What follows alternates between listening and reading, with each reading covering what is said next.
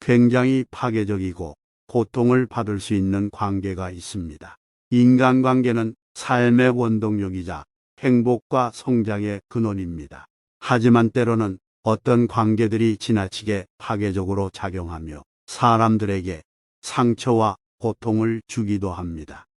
이러한 굉장히 파괴적인 관계는 어떠한 형태로 나타나고 그로 인해 우리가 겪게 되는 어려움들은 무엇일까요? 첫 번째는 집착하는 사람입니다. 여러분은 집착하는 이유가 무엇이라고 생각하나요? 정말 사랑하고 관심이 있어서 그럴까요? 그렇다면 참 좋을 것이지만 잘 분별해야 합니다. 집착을 해줘서 내가 즐겁고 행복하다면 그것은 가치가 있고 즐거운 일이지만, 그러나 누군가의 과도한 관심이 나에게 부담이 되고 스트레스가 된다면 괴로움만 가중될 뿐입니다. 특히 사람에게 집착하는 것은 아주 위험한 심리 상태임을 알아야 합니다. 안타까운 점은 본인만 그것을 모르고 있을 뿐이라는 사실입니다.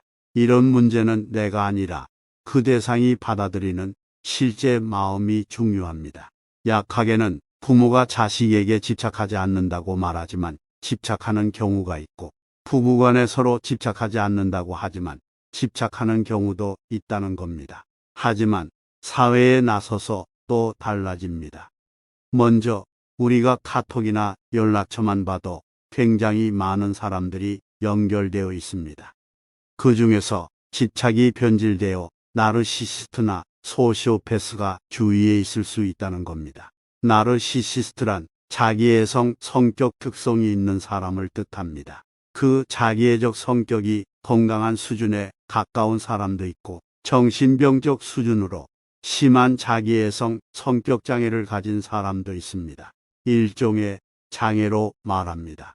이건 자기 집착을 넘어 타인을 파괴하는 모습을 보이기 때문에 확실하게 선을 긋고 정리해야 합니다.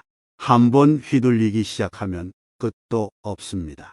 나르시시스트는 지배 욕구가 강해서 타인을 통제하려고 적절한 선을 못 지키고 위선적이고 책임 회피를 하는 등 여러 성격과 특징이 있습니다. 서로에 대해 아직 잘 알지도 못하는 사이인데, 나르시시스트는 관계 초반부터 과도한 칭찬과 관심을 주는 식으로 상대의 마음을 사로잡으려고 합니다. 예를 들면 나르시시스트는 자신의 SNS에 상대를 공개적으로 칭찬하면서 친분을 과시하는 글을 올립니다. 물론 이미 서로 친한 친구 사이거나 일방적인 팬의 관계인 경우 이상할 게 없지만, 문제는 아직 서로에 대해 잘 모르는 상태임에도 이런 행동을 한다는 것입니다. 깊이 있는 관계에서 할 법한 관심과 애정의 표현을 나르시시스트는 단지 상대를 사로잡기 위한 목적으로 관계 초반에 퍼붓는 것입니다. 그렇다면 왜 이런 행동을 할까요? 첫 번째, 내면의 무능감이나 열등감, 부적절감이 자리 잡고 있기 때문인데, 일종의 방어 수단이라고 합니다. 자신을 과대하게 표현하고 관계에서도 완벽하다는 걸 느끼고 싶어서 그런 행동을 합니다. 공개적으로 자랑을 할 때 자신의 가치 역시 상승하는 것 같은 느낌을 받기 때문입니다. 하지만 이렇게 관심과 애정 공세를 펼치는 등의 시기에 유효기간이 있다는 겁니다. 상대방이 과도한 애정 공세에 속아 완전히 넘어왔다 싶으면 정복감을 만끽한 나르시시스트는 더 이상 상대에게 예전과 같은 관심과 애정을 주지 않으며 오히려 상대를 비하 경멸하고 냉담함을 보이다가 상대를 버리고 떠나버립니다. 이때 상대방에게 상처와 고통을 남깁니다. 굉장히 파괴적인 관계라고 할 수 있죠. 다른 표현을 쓴다면 새로운 재물을 찾아다니며 같은 짓을 반복한다고 합니다. 생각만 해도 끔찍합니다. 두 번째는 공감 능력이 없는 게 아니라 공감을 해야 할 필요성을 못 느껴서라고 합니다. 정신과 전문의 이 말에 따르면 나르시시스트는 공감 능력이 없는 게 아니라 남들에게 공감을 해야 할 필요성을 못 느낀다고 합니다. 나르시시스트는 불륜을 저지를 가능성이 매우 높다고 하는데요. 이들은 배우자가 받을 상처와 아픔에 대해 사이코패스처럼 아예 공감을 못하는 게 아니라 공감할 필요성을 못 느낀다고 합니다. 본인의 불륜으로 인해 배우자와 가족이 받을 마음의 상처는 충분히 이해하고 공감할 수는 있지만 그것보다 불륜을 저지르며 느끼는 짜릿한 쾌락이 훨씬 더 중요하기 때문에 나르시시스트는 불륜을 안 할 이유가 전혀 없는 것입니다. 나르시시스트는 타인의 생각이나 감정에 별로 관심이 없고 오로지 남들이 나를 어떻게 보는지에 대해 서만 과민하게 신경을 쓰는 부분도 큽니다. 그래서 타인이 본인을 무시하거나 깎아내린 게 전혀 아님에도 불구하고 조금이라도 나르시시스트 자신이 기대한 만큼 상대가 대우해주지 않는다는 느낌을 받으면 분노감을 크게 느낍니다. 나르시시스트 내면에 잠자고 있던 무능감과 부적절감이 자극되었기 때문이라고 합니다. 세 번째로 타인이 자기를 시기, 질투한다는 피해의식에 사로잡혀 있습니다. 본인이 받아들일 수 없는 욕망이나 감정, 잘못 등을 타인에게 덮어씌우는 방어 기제가 강합니다. 나르시시스트는 질투심과 시기심이 강하지만 자신의 이런 특성을 절대로 인정하고 싶어 하지 않습니다. 그래서 나르시시스트는 자신의 이런 부정적인 감정을 타인에게 이입시켜서 역으로 타인이 본인을 시기, 질투한다고 믿어버립니다. 바로 이러한 방어기제 때문에 나르시시스트는 타인이 자신을 모함하고 해코지할 거라는 병적인 피해의식을 가지고 살아갑니다. 네 번째, 사람의 급을 나눠서 착취적인 관계를 맺는 것을 잘합니다. 나르시시스트는 다른 사람과 관계를 맺을 때 인간적인 공감과 친밀감으로 바탕으로 하는 게 아닙니다. 자신보다 더 많은 부와 명예, 권력을 가진 화려한 사람들을 보면서 부러워하고 그런 사람들하고만 인맥을 형성하려고 합니다. 다른 사람들을 볼 때 외적인 조건으로 소위 급을 나누는 경향이 있어서 강한 사람에겐 약하고 온순한 태도로 약한 사람에겐 강하게 대하는 태도가 매우 심합니다. 깊이 있는 진실한 관계를 맺지 못하고 착취적이고 피상적인 관계만 맺습니다. 또한 나르시시스트는 본인이 인간의 급을 매겨서 보기 때문에 다른 사람들도 전부 다 그런 식으로 급을 나눠서 평가할 거라고 의뢰 생각합니다. 이것이 그들이 외적인 조건에 매우 집착하는 이유가 됩니다. 마지막으로 가짜 자아와 병적인 거짓말입니다. 나르시시스트는 병적인 거짓말을 일삼습니다. 굳이 거짓말을 하지 않아도 되는 상황에서조차 그들은 거짓말을 하여 관계를 파국으로 몰고 가는 경우가 많습니다. 나르시시스트는 병적인 거짓말을 하는 이유는 그들 자신이 허구의 캐릭터, 즉 가짜 자아이기 때문입니다. 나르시시스트는 자기가 꾸며낸 환상 속에서 살아가는 존재라고 합니다. 나르시시스트가 살고 있는 현실 세계란 사실과 픽션의 구분이 모호한 세상입니다. 타인의 관심을 끌어 자신의 목표를 달성할 수만 있다면 그들은 아무런 죄책감 없이 허구의 이야기를 만들어 타인을 속일 수 있는 능력이 있습니다. 실제로 나르시시스트들 중에는 반사회적 성격장애의 일종인 리플리 증후군을 앓는 사람도 있습니다. 리플리 증후군이란 현실 세계를 부정하고 허구의 세계만을 진실로 믿으며 상습적으로 거짓된 말과 행동을 일삼는 반사회적인 인격장애를 말합니다. 더욱 무서운 사실은 거짓이 탄로날까봐 불안해하는 단순 거짓말쟁이와 달리 나르시시스트는 자신이 꾸며낸 거짓을 진실이라고 믿는다는 점입니다. 머리가 그다지 좋지 않은 나르시시스트는 본인조차 과거에 했던 말을 까먹고서 말의 내용을 바꾸는 일이 비일비재하지만 나르시시스트는 그런 오류 따위는 괴념치 않을 만큼 낯이 두껍습니다. 그들은 자신의 무능하고 불안정한 자아를 철저히 감추고자 외부에 부풀려진 거대한 자아를 전시하며 그것도 거짓말이든 불사하는 경향이 큽니다. 집착도 자신의 성공을 이루기 위한 것이고 모든 것이 계획적이며 심지어 꾸며낸 이야기가 진짜라고 믿는 사람이 있다는 것에 놀라셨나요? 두려울 수도 있고 주위에 비슷한 사람이 있다고 생각될 수 있습니다.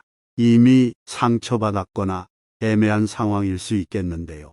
대처할 수 있는 방법과 역으로 상처를 주는 방법에 대해서 알아보겠습니다. 나르시시스트들은 여러 방법으로 상대를 조종하려 듭니다. 따라서 조종을 허용하지 않으면 됩니다. 나르시시스트들은 애정 공세, 가스라이팅, 보복 등 다양한 조종 수단을 장착하고 있습니다. 직접적으로 맞서 다가는 이들의 기술에 말려들게 되며 그게 바로 나르시시스트들이 원하는 것이기 때문에 조종하려 들 때 그냥 무시하는 것이 가장 좋습니다. 이렇게 하면 더 이상 조종할 수 없어 미쳐버리게 된다는 것이죠. 기억할 것은 나르시시스트와 논쟁은 금물입니다. 이들은 자신의 뜻이 이루어질 때까지 상황을 악화시키기 때문입니다. 정상적인 방법의 보복은 나르시시스트들에게 통하지 않지만 상대방이 털어버리고 잘 살아가는 모습을 보면 상처받는다고 합니다. 두 번째는 상대방의 행복한 모습은 나르시시스트에게는 극심한 고문이 됩니다. 나르시시스트들은 진정한 행복을 절대로 누리지 못한다고 합니다. 그들에게는 행복을 누릴 능력이 없기 때문입니다. 나르시시스트들 할 수 있는 건 상대방을 가지고 놀고 꺾어버리는 것뿐인 것입니다. 그 사람이 없을 때 오히려 최고의 삶을 살고 있다는 걸 보여주면 나르시시스트 나름대로 마음의 상처를 받게 된다고 합니다. 세 번째는 경계하는 것입니다. 그들은 이런 상황을 아주 싫어한다고 합니다. 그 사람으로부터 내가 필요한 게 무엇인지에 따라 경계를 설정해 보는 것입니다. 그리고 그 사람이 어떻게 해주기를 원하는지 정확하게 말하는 게 좋습니다. 그리고 그걸 받아들일 것과 허용하지 않을 것에 대한 솔직한 얘기를 하면서 경계하는 것입니다. 다른 사람들에게 내 사진 공유하지 마. 소리 지르면 너하고 얘기 안 할 거야. 나한테 욕하면 그 즉시 대화는 끝나는 거야. 너하고는 아이들에 대해서만 얘기할 거야. 이런 식으로 허용과 거절에 대한 경계를 명확히 하면 한방 먹일 수 있습니다. 네 번째는 내 필요에 초점을 맞추면 나르시시스트는 무엇인가를 잃게 됩니다. 잊지 말아야 될 것은 그들은 그 누구보다 옆에 있는 사람을 이용하려 든다는 것입니다. 이런 사람들은 상대방이 자신을 위해 존재하기를 바랍니다. 물론 보답은 없습니다. 이제부터 안 되라고 말하고 내가 원하는 것에 집중해야 합니다. 나르시시스트들은 이렇게 하면 엄청나게 짜증이 나면서 내가 얼마나 대단한 파트너인지를 깨닫게 되는 것과 한방 먹이는 시원함을 가질 수 있습니다. 다섯 번째는 약간 섬뜩하지만 나르시시스트는 상대방으로부터 반응이 있어야 만족을 느낍니다. 그러니까 반응하지 않는 것도 필요합니다.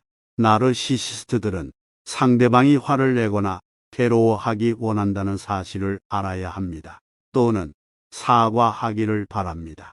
폭언, 눈물 또는 사과 등 어떻게든 반응을 보이면 나르시시스트들은 승리감을 느낀다는 겁니다.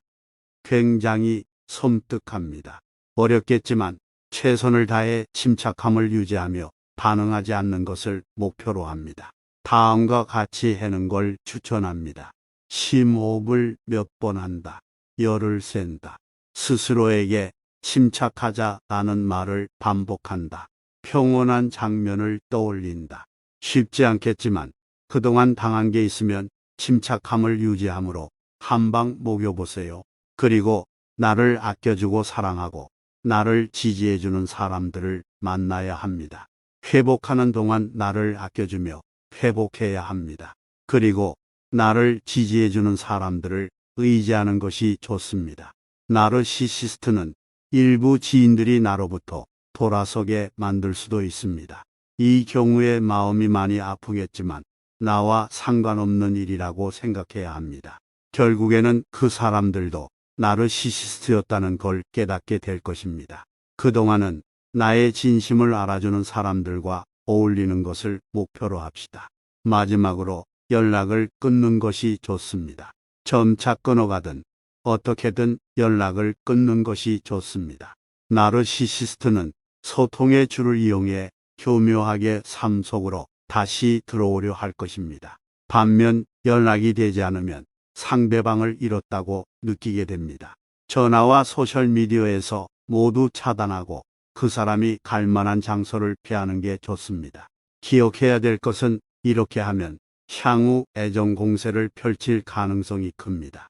아마도 처음 관계를 시작할 때처럼 애정 공세를 펼칠 것입니다. 상대방이 다시 자신에게 빠지기를 희망하는 거죠. 집착합니다. 하지만 애정 공세는 오래가지 않을 것입니다. 하지만 여기에 살짝 틈을 주고 방어가 느슨해지면 원래의 행동이 나옵니다. 듣기 좋은 소리를 쏟아내기도 하고 많이 보고 싶다고도 말할 겁니다. 이런 행동은 상대방이 돌아오게 하려는 수단일 뿐입니다. 당신이 돌아오면 나르시시스트의 게임은 다시 시작됩니다. 강한 집착은 관계를 파괴적으로 몰고 갑니다. 그리고 그 중에는 나르시시스트와 같이 내 삶을 망가뜨리고 내 삶을 사라지게 하는 사람도 있을 수 있습니다. 그들은 내 삶을 거침없이 파고 들어오기 때문에 그들의 패턴을 잘 알고 있는 것도 중요합니다.